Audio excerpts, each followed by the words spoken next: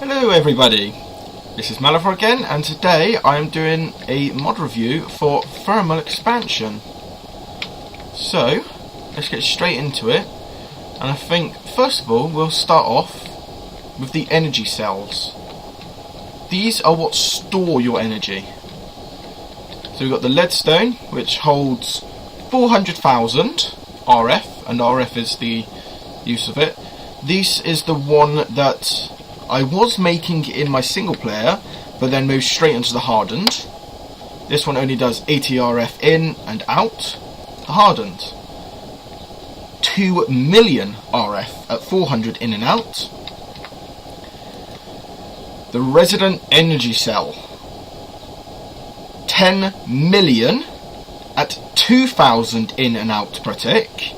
And then we get to the best one of all of them, the resonant, which is 500 million RF, which is then puts out at 10,000 in and out per tick. And we got this, the creative energy cell, which only can be get through creative mode, but it may only have 10,000 in there. Puts out 10,000, but it never runs out. So that's quite good. Then we got these, the strong boxes. Now these are basically little chests. Don't hold very much until you start working your way up. Till you get to the resonant, which is the biggest one. Creative only stores one item in it, but it will store unlimited amount. But what's really good about these ones, strong boxes, so let's put all of this in here, all of that, yeah? So we've got all of that in there. And if we shift right click with a wrench, look at that.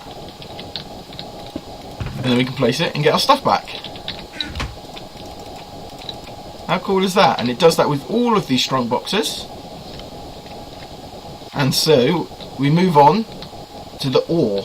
These occur and spawn naturally in the world in caves. You've got the basic copper, tin, silver, lead and ferrous, which these can smelt into ingots and basically make the copper block, tin block, silver block, lead block and ferrous block.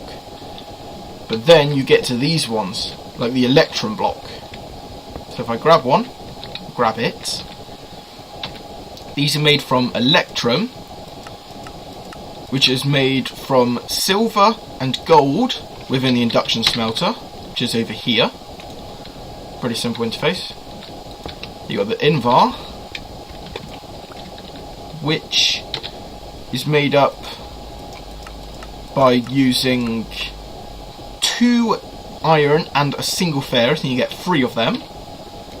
You got the silver, which is extremely rare to get, because the only way to get silver ingots is either smelting down shiny metal like that, or by putting a cinnabar. Now this is from thermal expansion, not the other one, the Thorncraft. This one you have to do from pulverizing redstone ore, or putting gelid cryophium onto a Thorncraft cinnabar ore. Now we will not be getting into any of that this episode if I do multiple episodes, but that's how you get it. And then you get the best one of all, the Enderium block, which is made from Enderium ingots, which is made from pyrotheum dust, which is pretty simple, and Enderium blends, which is made out of 1 silver, pulverized silver metal, shiny metal I mean, 3 tin, and a resonant ender bucket, which, to get a bucket, you need 4 ender pearls within the magma crucible, which is this one. Now, what we're going to be doing is to be honest, I'm not going to be going into any of the recipes. Well, I might go into a few recipes, but not very many. This episode is more going to be on the uses and how you use them and what they're for. So, without further ado, we will start with the machines that you get.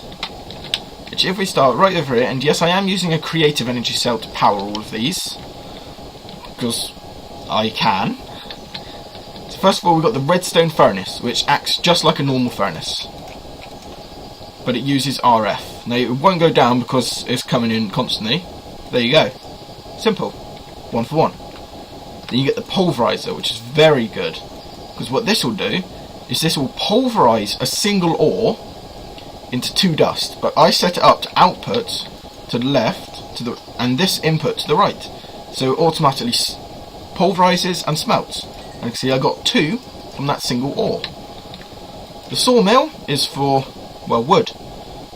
Which any kind of wood, you get 6 of that log and sawdust, which is made to make compressed sawdust, which can make charcoal, or you can use it for floors, which we might get into.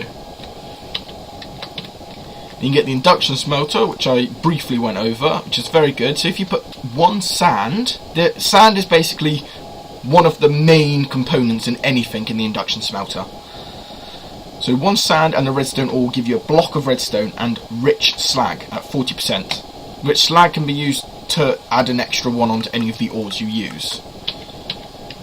Magma crucible and fluid transposer, these 2 must go together. They must. Because anything you put in here will turn to liquid into there.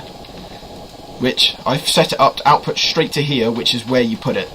And I'm not going through any of these because there's 312. But to put it plainly, you can put from a bucket into it, or from the tank to a bucket or a floor or something. The glacial pacificator. This one's quite useful for one. All you do is supply it energy and water, and it will either make you snowballs, snow, or ice. Now, what we're going to do is I'm going to make a single bit of ice, I think. Yes. I'm going to get some water. Just going to right click, and as you can see, it's going to use the water to make ice, and it used the whole bit of water. That's okay. I'll just place that over there for now. So, very useful. Now we've got the energetic infuser. Now I'll slay that a bit slower because I did say that quite fast. The energetic infuser, as you can see right here. And what that does is anything you put in there that uses RF as an energy source will then get the power from here and charge it up. So for instance, what we can get is we get the capacitor, which is basically thermal expansion's battery. If I put it in, as you can see, it's charging fairly slowly. What it does is that just charges. Now what I'm going to do is I'm actually going to get out the resonant, which a lot can come in very quickly. So you see that? It just very quickly and very easily charging up. Now when that's done, it's going to move it to there. And as you can see, it's got a nice little animation for when it's working. Here, we have got the aqueous accumulator, which slowly accumulates water from its surroundings. Now as you can see, it's only going up 1 millibucket per second, because there's no water around it. But we will be putting one in there, which, because it's got water, it will suck it up very quickly. Using that. But this, what I'm going to use for as a demonstration, is from IC2 Industrial Craft. You can make those, the 10k coolant cells, which is very irritating, as everybody knows to make. But the cyclic assembler will craft them non-stop until it's run out of materials. So as you can see, it uses 4 tin plates and 1 water bucket, or 1 water, to make it. So I've given it 4 stacks of tin plates, but it's got no water. So I'm going to stick that down, and as you can see, very quickly it's accumulating water. So if I put that there, the water is going to very quickly drain up and drain in, and as you can see, as soon as it hits enough, it's just going to make it. So you can just constantly pull them out. Simple. Now it's not got enough water in there, so there we go. Now it can, now it can, now it can. Very simple. And this one, the igneous extruder, will make cobblestone, stone and obsidian out of water and lava. Now, what I'm going to do is, someone's at my door, so I'm just going to quickly go answer that, and we'll be right back to continue. So back in a second. Okay guys, we're back, and now we're going to go on to a bit of these. So these 3 are the energy conduits. This is what you use to transfer energy through these. So that's what I'm using here. The energy is coming into these because of these coming from that. So what we have is we have the leadstone, which, if I can find it there, only transfers 80 RF per tick. You've got the hardened, which is 400 RF per tick. And then you've got the redstone, the one I'm using over there, which is 10,000 per tick. Which is very good. Then we come up to item transport. Just get rid of that. We've got the item ducts. We've got the normal item duct and the opaque version, which the opaque means you can't see what's in there, but it still does work. Now these will just transfer items, as we will get into over there in a minute. The fluid ducts, as they are, they transferred fluid, any liquids, which is what I'm using right there. And you got the impulse item ducts, which are basically the thermal expansion version of the golden transport pipes from Buildcraft. They just speed it up, which is quite useful. Then we get onto tanks, which these are portable tanks. We've got the creative one, obviously, but what we got is, if I put it down, we've got the portable tank. This one only holds 8,000, 16,000, 32,000 and 64,000 millibuckets. So 8 buckets, 16 buckets, 32 buckets and 64 buckets. That one only holds 1 bucket, but it will infinitely put it out.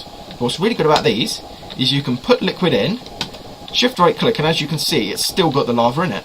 There you go, 1 bucket of lava. Place it back down, take it back out. Sweet. The machinist's workbench next, which basically allows you to make any one of these 3 schematics. I've got none in there, obviously, but from the materials down there. Well, we won't get into that because I don't really like it that much. And we've got the nullifier, which basically will just destroy anything you put in. Basically like a trash can. Just bins it, gone, destroyed. We've got train smasher, which is basically a block breaker. Just break it in front of it and output to the back. Simple. Now these ones are good. The autonomous activator. These are very good, what they've done with these and why they put them in. So I've put the etheric sword in there because it doesn't take any damage, but as proof of concept I'm going to put the Invar sword in there, which is also comes from this mod. Now what I can do is I can tell it to right click or left click, whether it's sneaking or not, whether it aims up, low or the same, and what one to use. I'm going to tell it to use the first slot only because there's anything in there. But as you can see, nothing's happening because it's right clicking. So if I click left click and tell it to go left click, as you can see, it starts hurting me. Just like a player. And you can see it does take damage. The sword does take damage after that. Now, over here, we have got the 4 different energy production dynamos, they're called. So we've got the steam one, which uses coal and water, produces steam, and outputs, well, energy, which is going to output automatically into there. The magmatic, which basically just uses lava, which goes in there and transports energy to there. The combustion, which uses any kind of fuel. I'm using normal fuel because it's the most efficient, and some water. Then we've got the most complicated, the reactant. This one can use any one of these as a solid reactant that go in there. I'm going to use the Nether Star because it's the most powerful one. So I'll put that in. Simple. Nothing's happening. It ain't got a liquid reactant. And I'm going to use the energized glowstone because that's also the most efficient. So if I put that in, as you see, stuff starts happening. And it's now creating power. But you see, nothing's in there because it's all transferring into there. So that's going to go through there. What I'm going to do now is I'm going to right click this tank, which is going to output water into all of these. So as you see, the combustion engine, he's now outputting power. We've got steam, which is very glitched at the moment, the texture of steam, also outputting. You see the magmatic's not going in because it's not got lava. And there we go. So lava's going in, it's working. We'll come back to this at the end of the episode and see how much each one of these have produced. As you can see, the steam's already ended. And now it's going to use that steam to create power. And it's stuck now. So that it only created 28,000 RF for a single bit of coal. Not great, but not bad if you're starting off. We'll come back to those later on. Just a quick demonstration of the tanks. So if I right click the tanks, as you see, it goes from orange to blue, and as you can see, up here on the top, it says input and output. Blue's input, orange is output. So if I right click, it goes through the pipe, transfers into that one. So it's going to slowly change. Same thing here, but I am going to tell this to go. So as you can see, he's going down, he's going up. And now, with the item ducts, a very good demonstration, I'm going to use these pneumatic servos, because if I try right clicking on here, as you see down there, pneumatic servo must be installed for control. So what I'm going to do is I'm going to right click that, so that means output. I'm going to give it just that to install so I can access it. Now as you see, I've got a stack of emeralds in here. Now what I'm going to do is I'm going to tell it to ignore redstone, so it's going to pull out. Now as you see, it's pulled out the whole stack of emeralds. Where does it go? It goes straight for this one, because it's the nearest one. Let's do it again. As you can see, it just, every time, because what happens is the item ducts have been created specifically to go to the nearest one. But if you right click with a wrench, as you see, it goes red, which means dense, and green, which means vacuum. So it always went for this one because it was the closest. But if I right click here, tell that one that it's the closest, even though it's obviously not, the pipe system will believe that it is. So instead of going that way, it goes straight on, and it'll work its way through to those pipes. Very cool. And as you can see, he's empty, he's gone, and he's slowly outputting while he's inputting. Now, these are not part of the thermal expansion mod, but I am putting them in because they create thermal expansion power. The survivalist generator, which uses coal. Temp furnace generator, coal. Lava uses, well, lava. The ender uses ender pearls. Heated redstone, that uses destabilized redstone, which is basically just redstone in a magma crucible. The culinary, that uses any kind of meat or food. The potions, well, it uses potions. The solar, that uses the sun. But I would never suggest using this one, because it has to have a redstone signal turned off to collect energy, and redstone signal on to output it. As you can see, he's on, nothing's coming out, nothing's going in there. TNT uses TNT. This one's my personal favourite, the pink generator, and you'll never guess what it runs off of either. Pink dye. And then we've got the high temperature furnace generator, which I do not like at all. It uses coal again, but the more energy there is inside this, the more energy it's going to output. It's going to be more efficient the more energy is in there. And what we're going to do is we're going to put single coal in there, single coal in there, single lava, single ender pearl, stabilized redstone. I'll put the culinary meat. Basically what I'm doing here is a bit like with over there. What we're doing is we're going to just put it on and see how much energy it has created by the end of the episode, which is coming up. That is a side effect of the TNT generator. It does make a lot of noise when it uses it, if you're close to it. Now, the pink generator, stick the pink dye in there, furnace generator in there. Now this one's the most dangerous of all of them. The Never Star generator, the most irritating and hard one to craft. It literally uses Never Stars, but if you're within 12 blocks of it, it will hurt you. So I set this up. So if you look, you can just see the Never Star moving through, and then power's going to start inputting rapidly. And if I start getting close, oh, it looks like it might have been deactivated or something, or bugged or something, because it's not hurt me, but it does. It does hurt you. But as you can see, a single Never Star will fill up both of these resident energy cells easily. Now, I'm going to come back to these in a minute, because my recorder's about to bug out again, and we'll be back to these in just a second.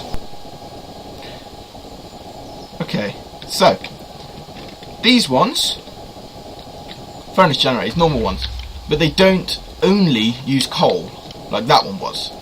They can use coal coke, a block of coal, coal coke, and a block of coal coke. Now what I've done is I've set it up so they all input at the same time through the impulse. I think they should anyway. I think they did, yeah. So it's for 2 minutes and 30 seconds at 80 RF per tick. A single block of coal. Single block of coal coke doesn't seem to have gone through.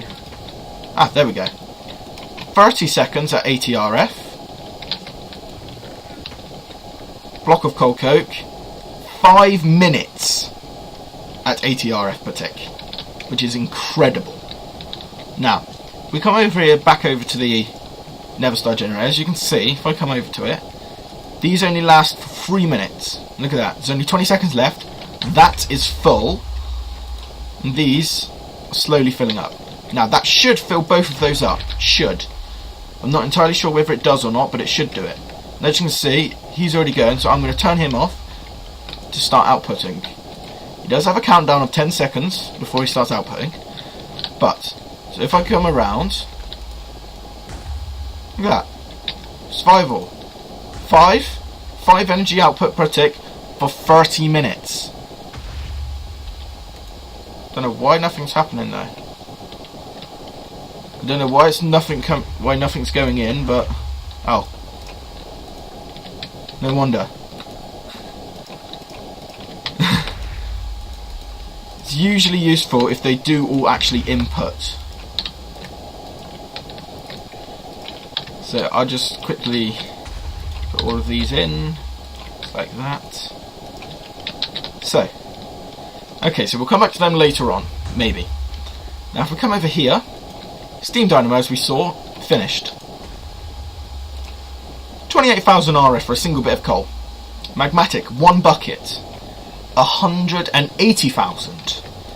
Compression dynamo, still going on, just over halfway. And it's nearly 800,000. And the reactant dynamo, look at that. It's still got a long way to go. And it's still increasing. Yes. You've got a long way to go, thanks because of it saying it is. It's very slow, as you can see, nothing's actually going into it because it's very slow that it makes it. Now, I think that the last thing that we should need to come to are these, the Tesseracts. These are very good. These are item, liquid and energy teleportation. As you see, I've got resonant ender, a single bucket in there. In the Tesseract, you've got multiple functions. You can tell it whether to send items, send and receive, or block it. Same with the energy, but I'm going to tell it to send only, and this one to receive only. Now what I'm going to do is I'm going to set it to frequency 1, test. Now, if you see I do that, and click it, see it changes. And it's saying fluid, send, frequency 1. And if I come over here, see it's there. So I do it, and now they're connected, but nothing's going through. If I've done that, see? Now I just change it. But as you see, that's not going back in because it's receive only. It's pretty good. Pretty cool. Tesseracts are very useful for when it comes to all the quarries. When it comes to doing quarries, because you can actually tell it to send and receive items and energy at the same time, so you don't need 2 different Tesseracts. Or 1 Tesseract and loads of chests.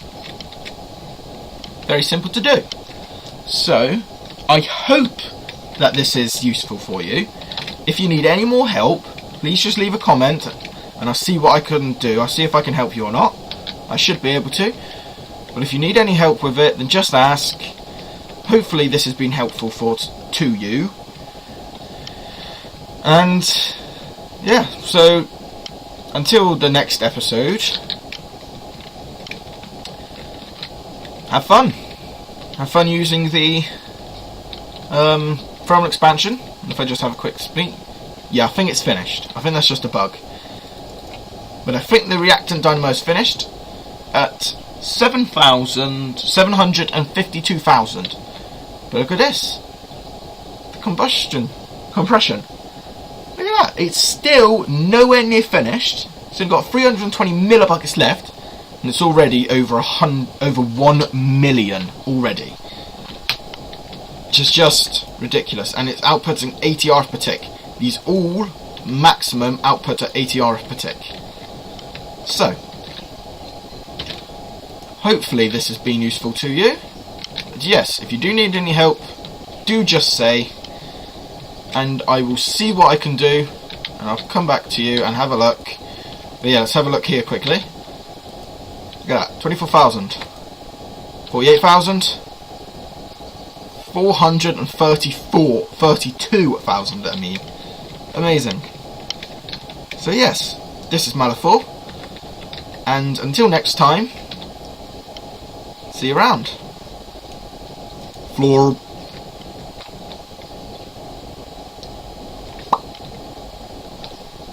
Great. Now I've got an oil spill. See you around, guys.